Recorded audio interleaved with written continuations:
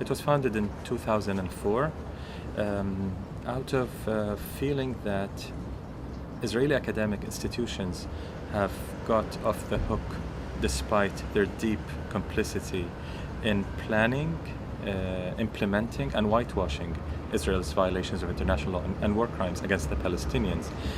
Israeli academic and cultural institutions are deeply implicated in the Israeli system of occupation, ethnic cleansing, apartheid, and total denial of basic Palestinian rights. So we felt that we had to resort to tactics used before by Palestinian civil society as well as used in the anti-apartheid struggle in South Africa to end this complicity between the academy, between the cultural institutions and the state itself.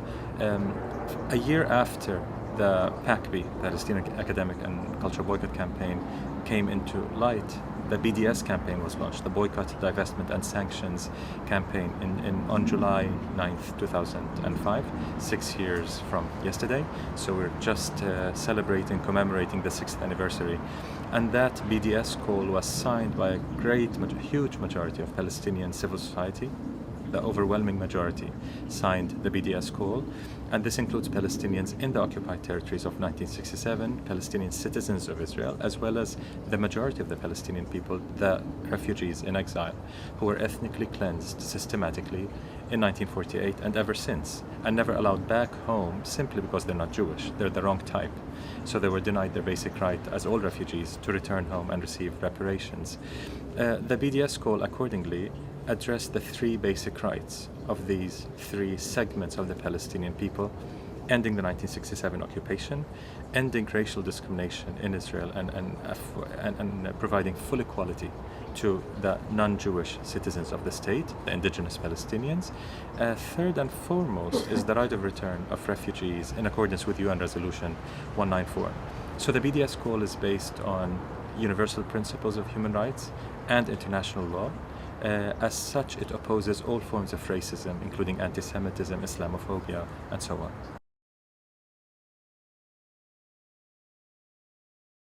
The Israeli Academy is, unlike the academy anywhere else almost, is a key partner in the system, the multi-tiered Israeli system of oppression.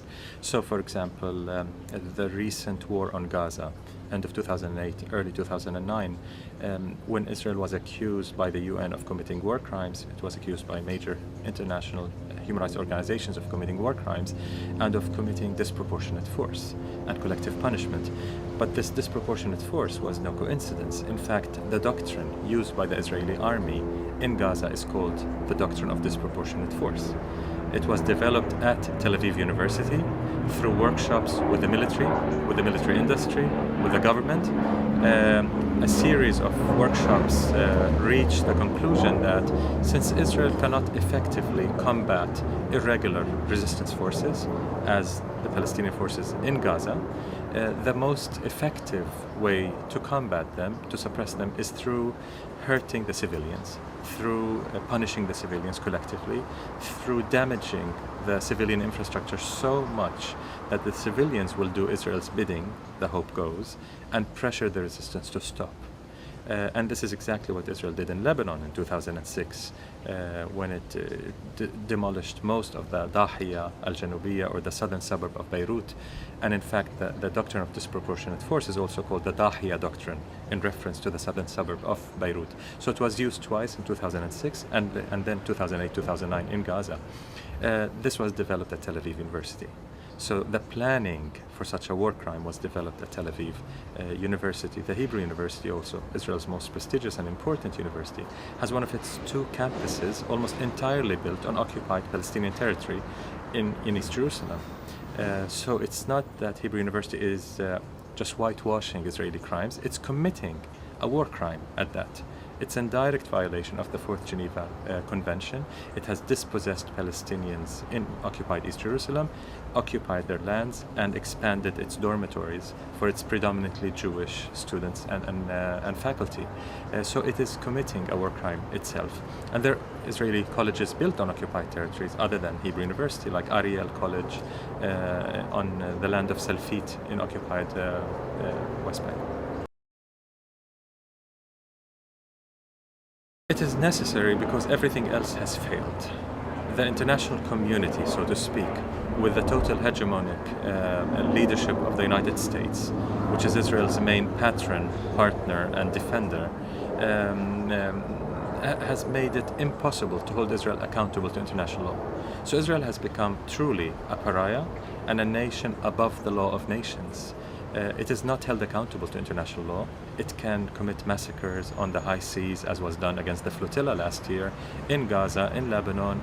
It can bomb other countries like Syria, Iraq, and so on, without facing any punitive measures, without facing any form of justice. So, because the international community with the US hegemony has failed to hold Israel accountable, we had to resort to civil society. So, and it's very urgent because we're no longer just under a soft form of occupation, if you will, if any occupation is soft.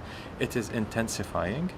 Palestinians are being thrown out of their lands in occupied East Jerusalem, in the Negev desert, as well, where Al-Araqib village, Bedouin village, was destroyed dozens of times by Israel so far. And this is on Israeli territory. These are Israeli citizens being thrown out of their homes being demolished, and their lands confiscated continuously simply because they're not Jews. Israel maintains a system of apartheid, which is getting far worse every year.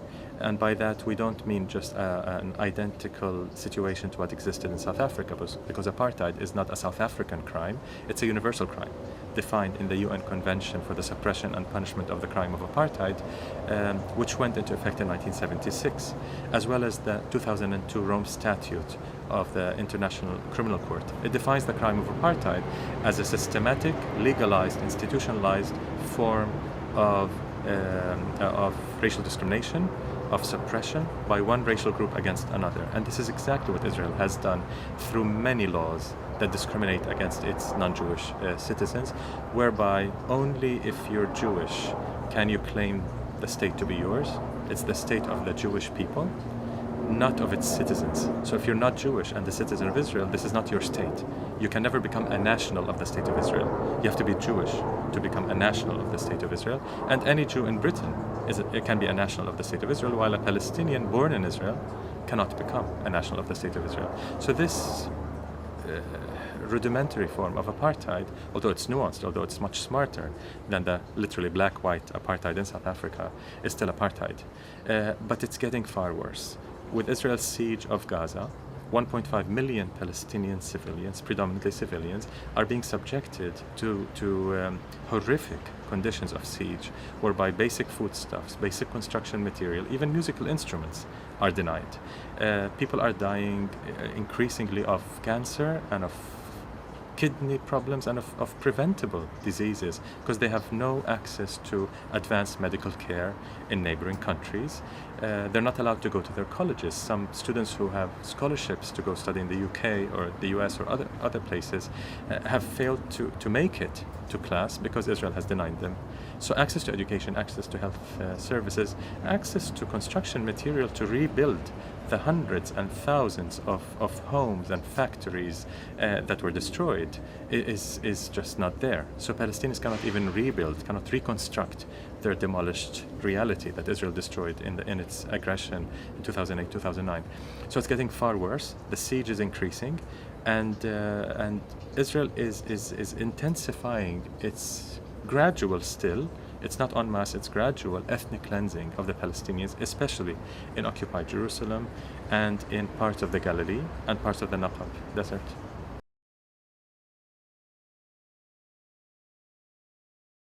Since 2005, since the BDS call, now, as I said, we're celebrating the 6th anniversary, the BDS movement has grown well beyond our most optimistic expectations, in fact.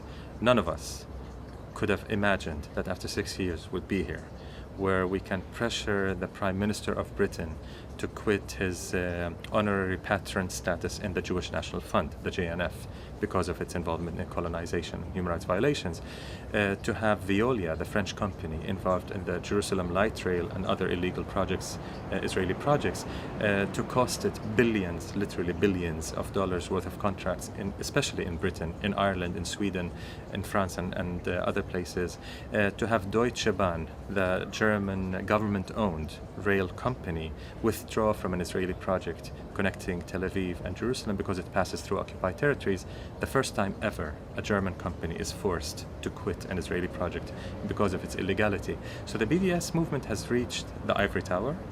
The trade union support for BDS has been just outstanding, amazing success with the trade union movement. The Trades Union Congress of Great Britain, the TUC, representing some 6.5 million workers, has supported BDS and is implementing partial forms of BDS, especially targeting colonial settlement products in cooperation with the PSC, the Palestine Solidarity Campaign. So that's a gradual step towards a full boycott of Israel, as was done in South Africa. CUT, the Brazilian Trade Union Federation, representing some 22 million workers, has also endorsed BDS.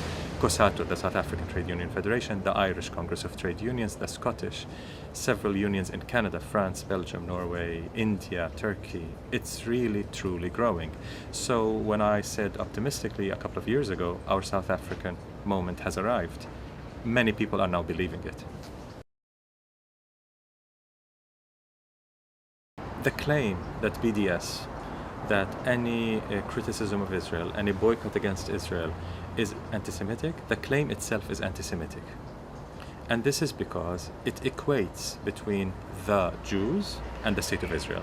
Any attack on Israel is an attack on the Jews, on world Jewry.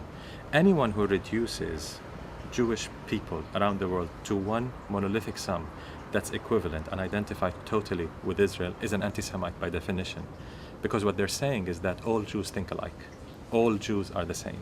And as I've said earlier, anyone who says all Jews are ... regardless what comes after the R, is an anti-Semite. Because they're essentially saying that Jews, unlike other humans, have no diversity. They're not human beings. They're superhumans, as Zionists would like us to believe, or subhumans, as Nazis wanted us to believe. But in either case, they're not human. They're not normal humans that have diversity. And this is not just horrifically anti-Semitic and racist. This is so untrue. There's so much diversity in the Jewish communities around the world. There's so many anti-Zionist Jews, the International Jewish Anti-Zionist Network. Many Jewish groups are joining BDS or working on BDS even without endorsing it yet, like the Independent Jewish Voices, Jewish Voice for Peace in the US, which is a very large Jewish organization with some 100,000 members. They're leading one of the biggest BDS campaigns in the US against TIAA-CREF, which is a pension fund of universities and health workers and so on. They're pressuring them to divest from 5 companies involved in the occupation. In the leadership of the BDS movement in the West, you'll find a disproportionate number of Jewish citizens, conscientious people. And these are not nutty cases or self-haters or whatever. They're very established, rational activists who refuse to allow Israel to use their name and speak on their behalf. And they insist that we stand for justice, regardless who's suffering from it. And they believe that never again should apply to anyone. Otherwise it would be hypocritical if you say never again just to some people, but it's okay to be done to others.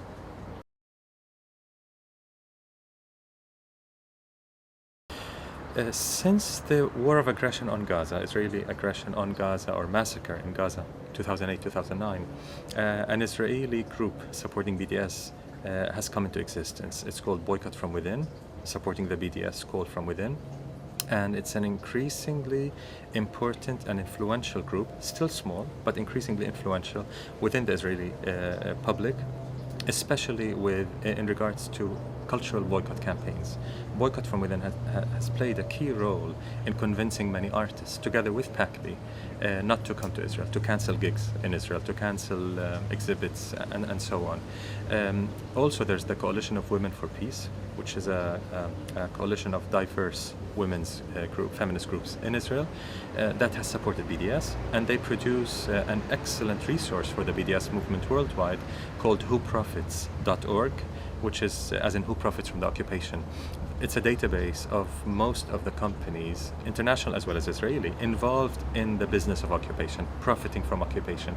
So it presents to us solid information that BDS activists worldwide can use to target specific companies for their involvement in international law violations.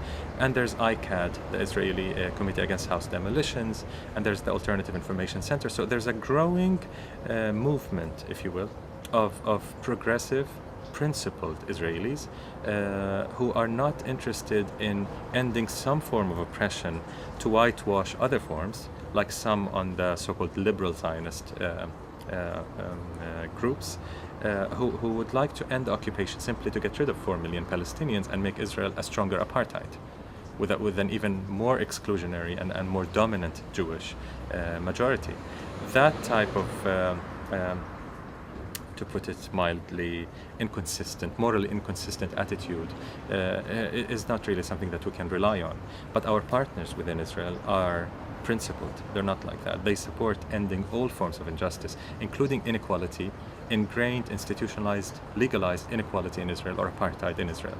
And this is the key point to anyone. This is the litmus test. If they support the right of Palestinian refugees to return, and they support ending Israel's apartheid, then they're truly principled activists who believe in human rights for all and who do not have a double standard, so to speak. So it's growing in Israel, but that's on the margins still, because it's a small left group.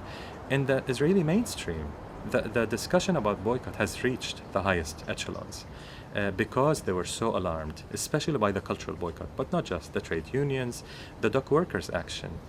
And I should mention that anecdotally, last year after the flotilla attack on May 31st, 2010, when everyone was so angry, we said, don't get angry, get justice. So we called on dock workers' unions around the world to stop offloading and loading Israeli ships.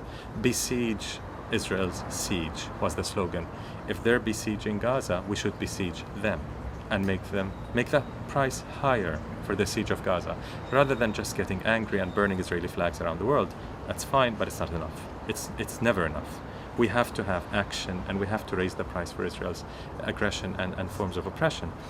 Dock workers' unions in Sweden, in Oakland, California, in the US, in Turkey, in India, in South Africa heeded our call and indeed stopped loading or offloading Israeli ships for various durations. In California it was 1 day, Sweden about 7 days, and so on. And that was a very, very effective form of solidarity with the Palestinians, especially those in Gaza, under siege. Because of all this, the cultural boycott as well, Roger Waters, the Pixies, Elvis Costello, Gil Scott-Heron, and so on and so on, Mike Lee here in the UK, with all these people boycotting Israel, some of them saying that they're boycotting, some of them just doing the silent boycott, what we call a silent boycott, boycotting and never giving reasons why. We have scheduling problems, we have whatever. We'll take that, no problem. As long as they do heed our call and do not undermine our boycott calls. Because of this cultural boycott's growth, immense growth in the last, because of the immense growth of the cultural boycott in the last year and a half or so, the Israeli establishment was extremely alarmed at the highest levels. Now the Israeli president, defense minister, and many, many ministers and government prime minister openly speak against BDS and say that this is a strategic threat. And some research institutions in Israel call it an existential threat. It can develop to an existential threat. And of course, in all this, they talk about delegitimizing. This is the new buzzword. BDS is delegitimizing Israel. It wants to destroy Israel. 5 years ago, I was speaking at the University of Manchester here in the UK when a very right-wing fanatic rabbi stood up and asked me, why aren't you honest with your 3 BDS demands? Ending occupation, I understand. The right of return, I totally oppose, but I still understand what you're talking about. But it's that second demand, ending inequality, having full equality for Palestinians in Israel. Why don't you just say it that you want to destroy Israel? Why don't you be honest about it? So I told him, let me just understand what you just said. You're saying inequality, ending inequality would destroy Israel. What does that say about Israel? Has ending inequality destroyed South Africa? Ending apartheid destroyed South Africa? Has ending segregation in the US destroyed the United States southern states that had an apartheid system? We did not call it apartheid then, but it was an apartheid system. Since when does ending inequality destroy anything? It destroys inequality. It destroys apartheid. It destroys injustice. That's what we're delegitimizing in Israel. It's occupation, it's apartheid, it's denial of our basic rights, it's ethnic cleansing. Yes, we're proud to be delegitimizing Israel's oppression, Israel's violations of international law. That does not call for ending the existence of any person or any group or anything. It does not target people as people. It targets a system of oppression so that all people can live in equality and justice.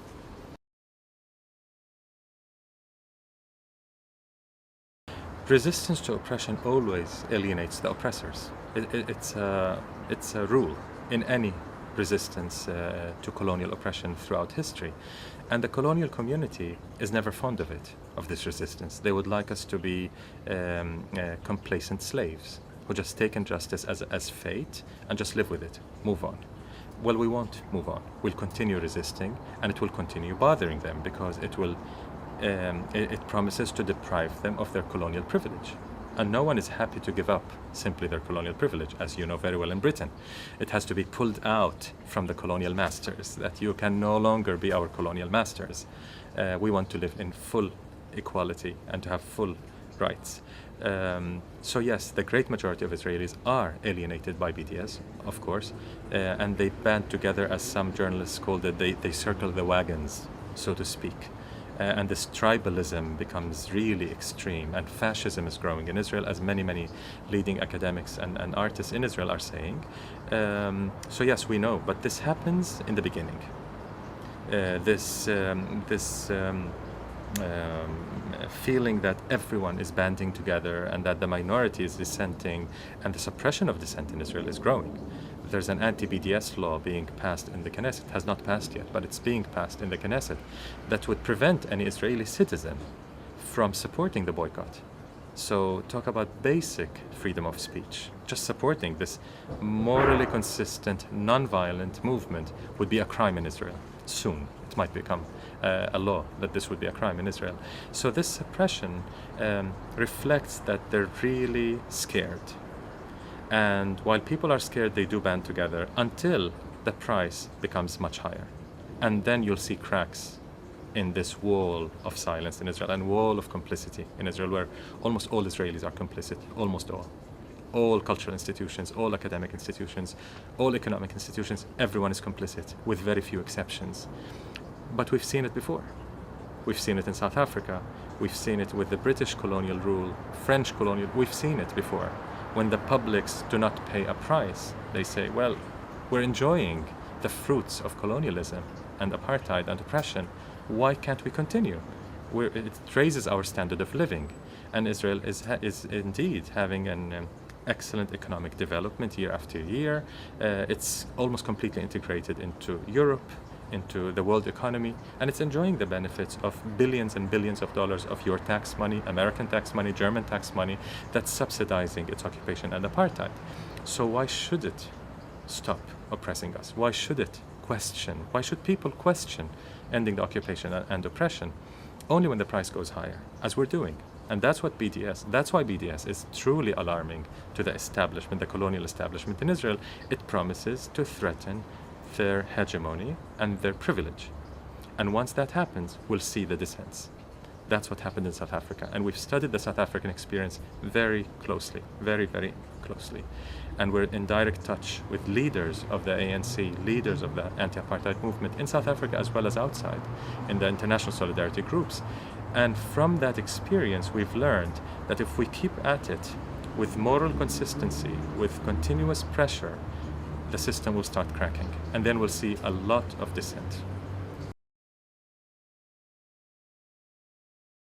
There's an overwhelming majority supporting BDS in Palestine.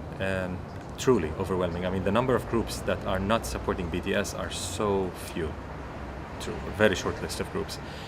Just recently on May Day, celebrating May Day, almost the entire Palestinian trade union movement formed for the first time in history the Palestinian Trade Union Coalition for BDS, which has almost everyone in the trade union movement, professional unions as well as workers unions. So we're talking about teachers, public employees, everyone is in this PTUC, Palestinian Trade Union Coalition for BDS. So it has become the biggest reference for Palestinian labor movement around the world, and it's increasingly becoming recognized as such.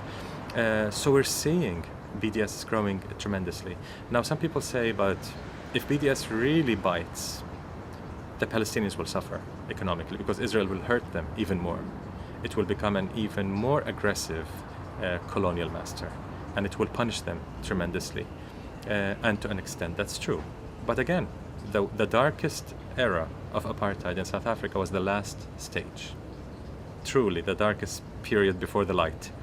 And we're going through that stage. We've never had anything like the massacre in Gaza. We have not had that in decades from Israel. So it's clearly intensifying. It's getting far worse for us. But Palestinians tell those in solidarity, do not speak on our behalf, please. Do not decide whether we can or cannot pay the price. We know that resistance is costly. Any resistance, non-violent, any resistance is costly. The best thing, pragmatically, is just not to resist. Accept slavery as fate and carry on with your life as a slave. But we cannot live as slaves. The great majority of Palestinians refuse to live as slaves to a colonial master, and we insist on resisting to achieve our full rights. And we understand, we are rational beings, we understand there's a price to be paid, and we're ready to pay that price. So we ask solidarity groups, do not decide on our behalf. Even if BDS will eventually hurt us, we're ready to pay the price, to see the light at the end of the tunnel.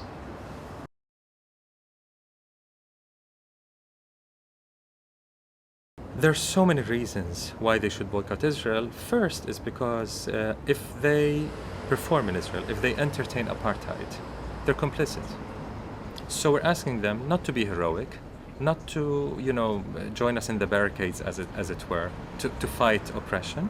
We're asking them to stop complicity in whitewashing apartheid, in whitewashing Israeli occupation. That's not a huge thing to ask.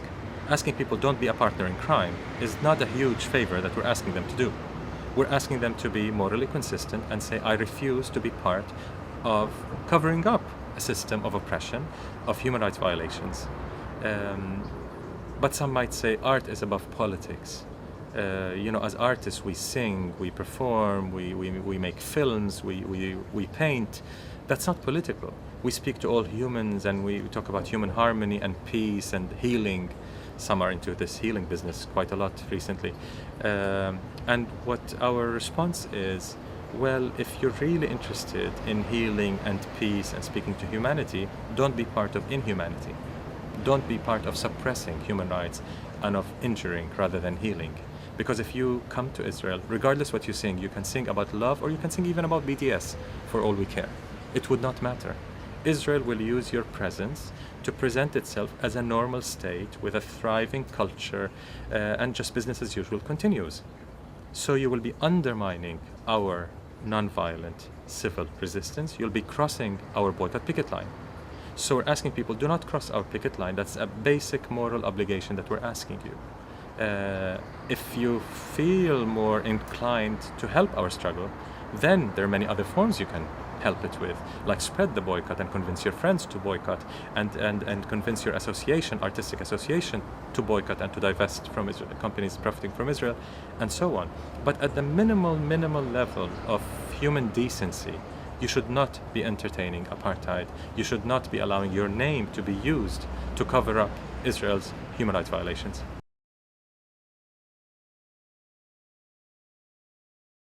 That's even worse. That's even worse. It's not just covering up apartheid, it's even profiting from apartheid, using accolades given by the apartheid Israeli state, prestigious awards, sometimes very lucrative awards.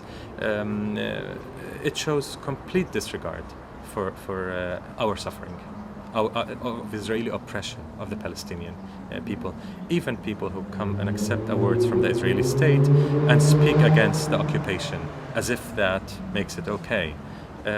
We tell them, you don't decide for us how you can help us, because some of them are so colonial, so patronizing, that this is in the Palestinians' best interest. Please, don't speak on our behalf. You don't know what our best interest is. When the great majority of Palestinian civil society tell you the best thing you can do for us is to boycott, you don't lecture us what's in our best interest. It is so colonial, it is so passé, it is so anachronistic, so it's so imperial even, especially coming from British artists. I mean, it is so passé to lecture to the Palestinians what's in our best interest. So speaking against occupation or not is irrelevant. You're shaking hands with the Israeli president, with the mayor of Jerusalem, with people very deeply involved in committing war crimes, in committing violations of human rights. Just accepting an award from the State of Israel is complicity, simple and direct complicity in covering up the state's violations of international law.